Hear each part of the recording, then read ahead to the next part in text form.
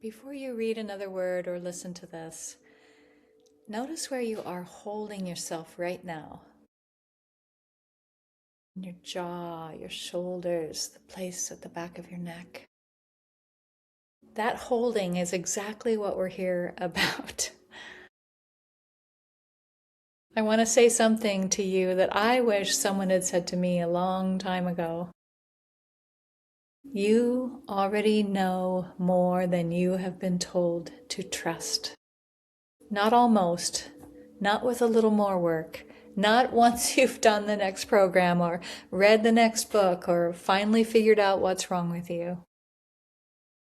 Now, as you are with everything you've lived, you already know. The only question that actually matters at this stage of a woman's life is not whether she knows, it's whether her body feels safe enough to let her live like she knows. That's a different problem than the one we've been sold. And it requires a completely different kind of answer. My name is Theresa. I'm a philosopher, poet, meditation teacher, and what I've come to call an aliveness advocate, which means I spend most of my time paying attention to what makes people feel genuinely alive and what gets in the way of that. For over 40 years, I've worked as an educator and an expressive arts practitioner. I've seen thousands of people arrive in rooms I hold, capable, wise, generous women and men, and I've watched them make themselves smaller before they've said a single word. Not because they lacked intelligence, not because they lacked knowledge, not because they hadn't done enough work on themselves, because somewhere along the way their nervous system learned that taking up too much space wasn't always safe.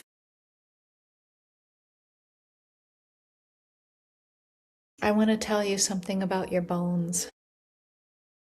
Most of us were taught that the skeleton is structure, frame, the thing that holds everything upright so you can keep moving through your days. But that's not the whole story. Bones are alive.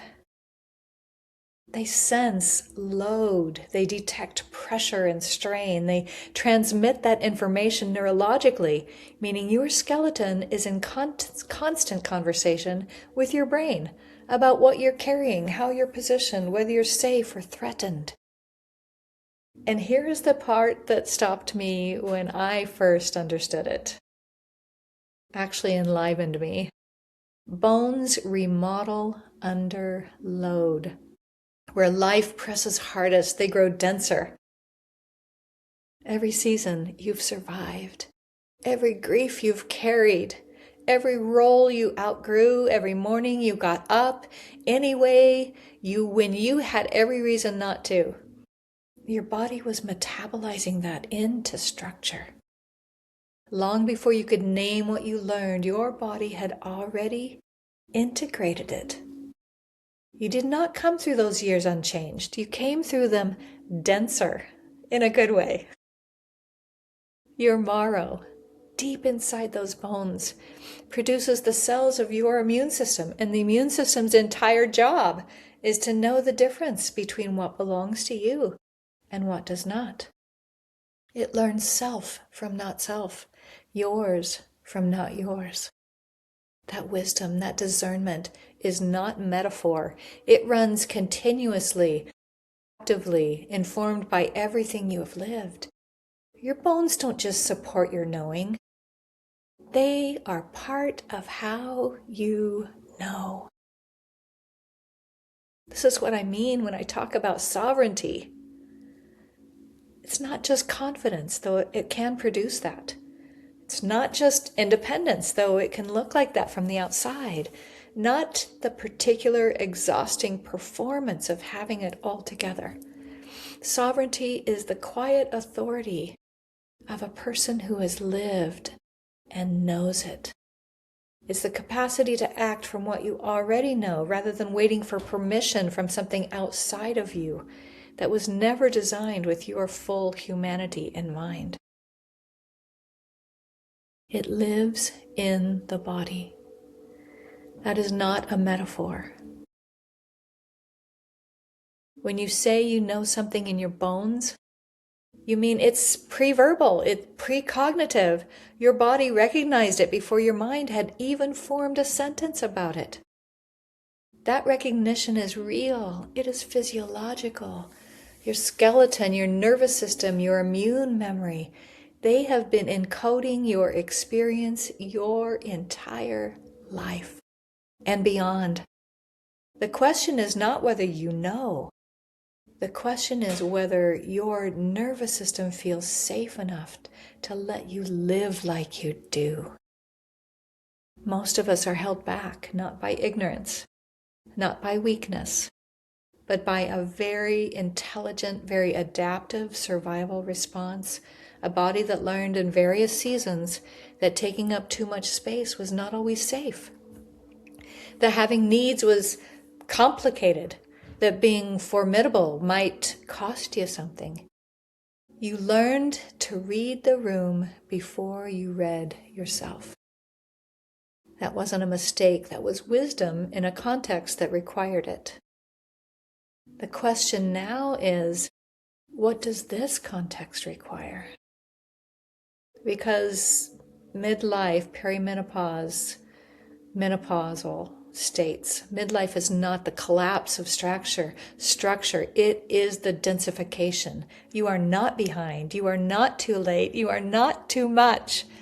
You are, in the most literal, biological sense, denser than you have ever been. That's strength. This week, not 5 things, 1. The one that made your chest do something when you heard it. Speak the sentence you've been editing in your head for months. Say no to something that drains you without the explanation you've already drafted. Take an hour of rest you didn't earn. Set the boundary you've been circling. Send the application for the thing you decided wasn't quite the right time for. Notice what happens in your body when you do. Maybe tightening, maybe a pause, a slight heat. That is not resistance, that is remodeling. Your authority is survivable. All of you, the grief, the knowing, the years of invisible labor, the strength you developed precisely because you had to. You were never becoming formidable. You already were. You already are. If something in this landed, not as inspiration, but as recognition, I want to invite you to go deeper. I've created a short reflection called In Her Bones, a 10-question experience that helps you identify which doorway or which sovereignty is most alive in you right now. It's not a personality quiz, not a type, it's a doorway. The link is in the description. Take it when you're somewhere quiet. Let the first answer that lands in your body be the one that you choose. I'll see you there.